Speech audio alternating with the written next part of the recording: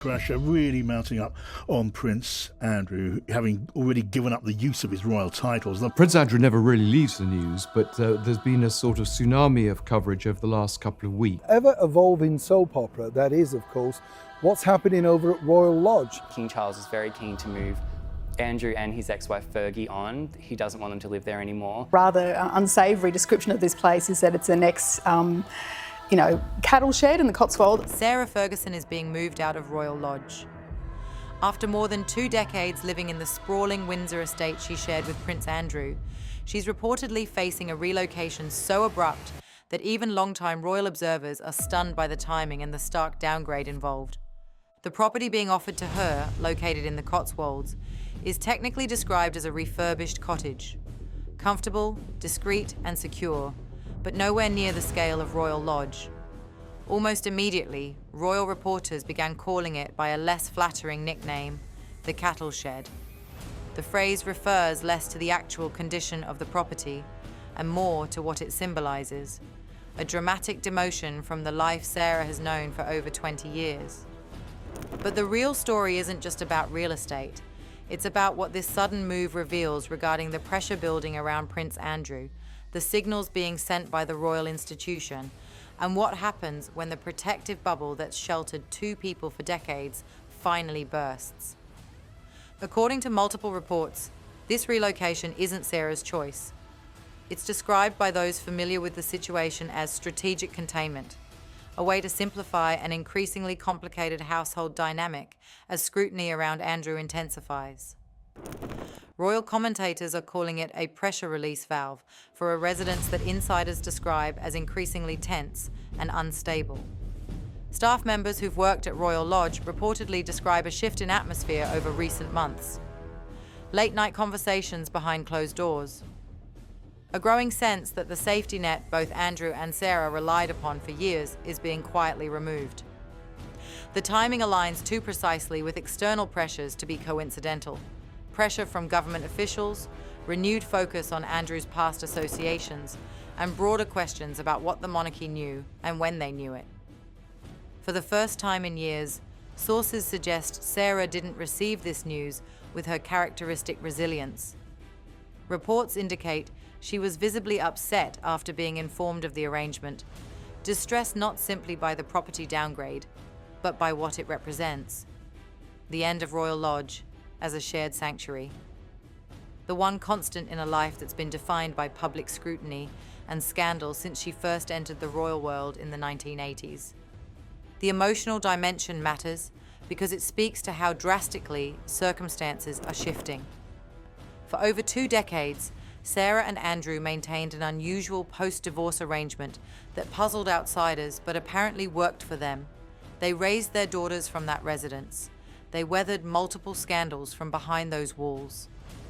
Royal Lodge represented stability in lives, otherwise marked by chaos and controversy. Now that stability is being deliberately dismantled, and the question becomes why now, and why so suddenly? The answer appears to involve developments beyond Windsor's gates, specifically intervention from the highest levels of British government. Prime Minister Keir Starmer made a statement that royal historians describe as extraordinarily rare. He directly addressed Prince Andrew's potential cooperation with United States authorities investigating Jeffrey Epstein's network. Starmer didn't suggest Andrew should consider cooperating. He stated that anyone with relevant information should provide it, language that allows no room for ambiguity or interpretation. For a sitting Prime Minister to step into royal territory with that level of directness represents a significant moment. Royal historians note that similar government interventions into royal affairs can be counted on one hand: the announcement of Charles and Diana's separation, the response to Princess Diana's death. Now, Andrew's situation is being addressed in that same context of national-level political involvement. Political analysts describe Starmer's statement as deliberate positioning, with expectations that more documents, emails, or testimony related to the Epstein network will eventually surface. No government wants to be seen as having shielded a royal figure at the center of international scrutiny. By urging cooperation now, Downing Street ensures it won't later be accused of complicity or passivity if damaging information emerges. Inside royal circles, the reaction was reportedly immediate. When a prime minister speaks this directly about a member of the royal family, the institution has limited options for response. Political pressure of this nature cannot be ignored or softened through traditional palace protocol. Several royal experts describe the moment as stripping away the last illusion of insulation. The monarchy cannot afford to be perceived as obstructing justice or protecting members from legitimate inquiry. This is where Sarah Ferguson's sudden relocation gains additional significance. What initially appeared to be a real estate decision now looks more like part of a broader strategy. Reducing distractions, limiting the appearance of privilege and indulgence, simplifying the narrative around Andrew as he potentially faces the most intense pressure campaign of his life. The optics matter enormously. For years, the monarchy attempted to quietly distance itself from Andrew's controversies while allowing him to maintain his residence, his proximity to Windsor, and his connection to royal life through Sarah's presence. Now, with government officials speaking publicly and with Sarah being relocated, even those subtle symbolic ties are being systematically removed. Royal commentators note this represents the first time Andrew appears genuinely politically isolated, not just socially uncomfortable or institutionally sidelined, but nationally exposed without the protective mechanisms that previously shielded him from direct accountability. Meanwhile, Sarah's situation becomes increasingly intertwined with Andrew's crisis in ways that create new complications.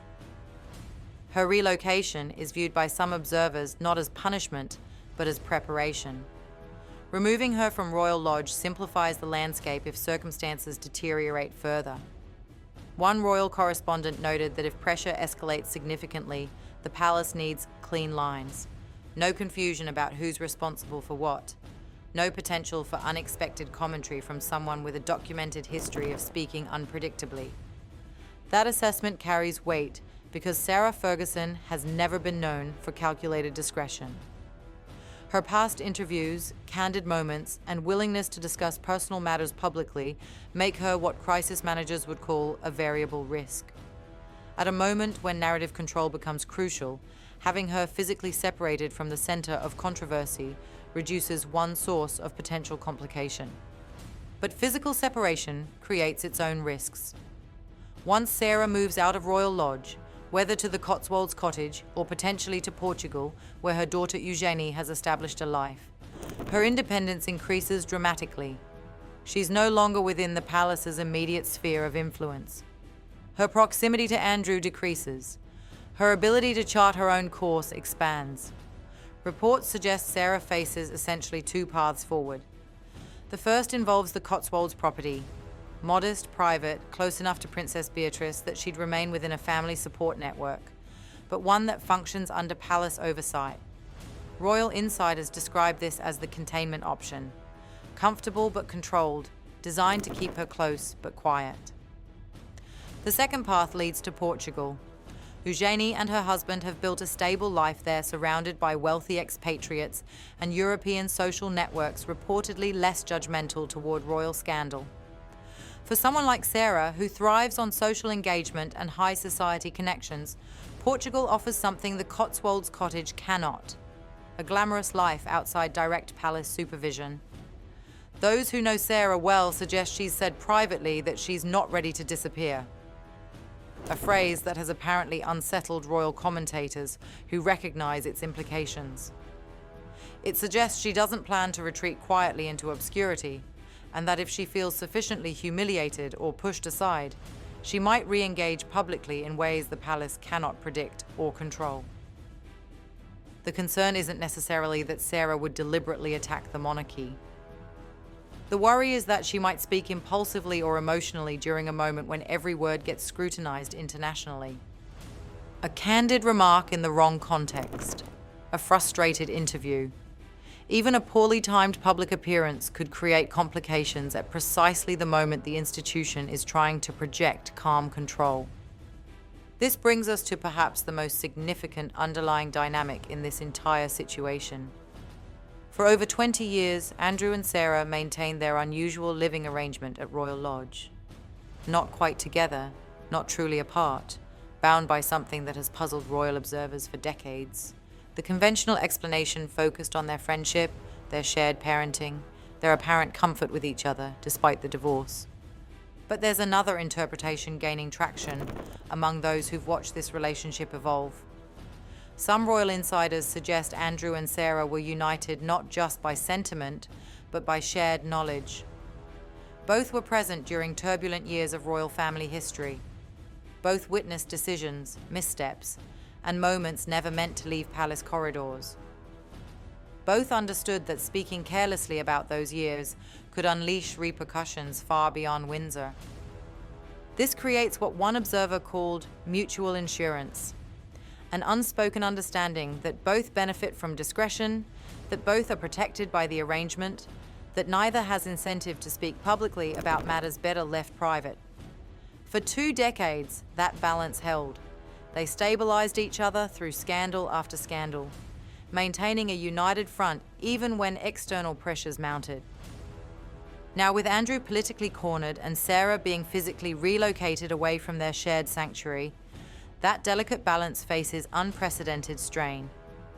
If one breaks emotionally or decides they have nothing left to protect, the other becomes exposed. If both break simultaneously, the potential fallout becomes genuinely unpredictable. This is what apparently worries palace advisors most. Not the public scandals they've already weathered. Not the known controversies they've learned to manage through strategic silence. But rather the possibility that 2 people who've shared each other's secrets for decades might no longer feel bound to protect them. Recent photographs of Andrew riding through Windsor Great Park appeared to show a man defeated, slumped shoulders, bowed head, the very image of someone breaking under pressure. But experienced photographers noted something odd about the images, the clarity, the composition, the almost theatrical quality of the posture.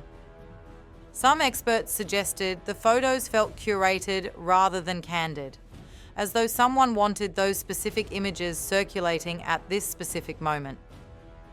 Whether the photographs represent genuine distress or calculated image management remains debated.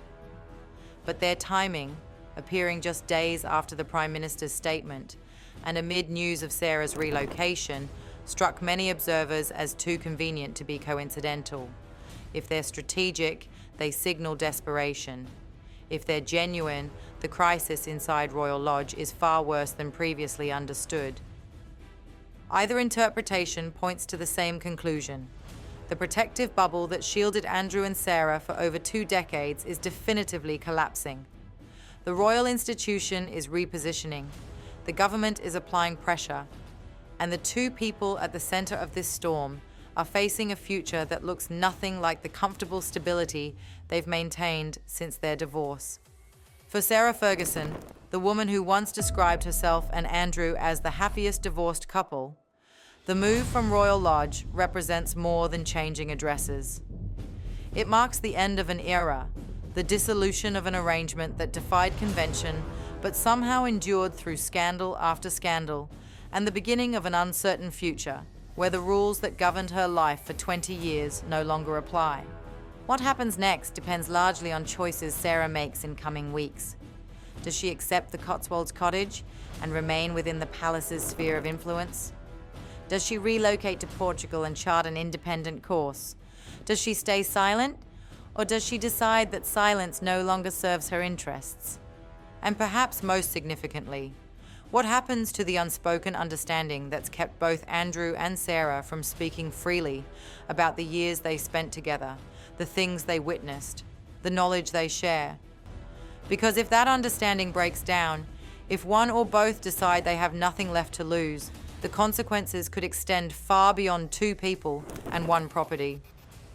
The monarchy has weathered many scandals, but this situation feels different because it involves not just public revelations, but private knowledge.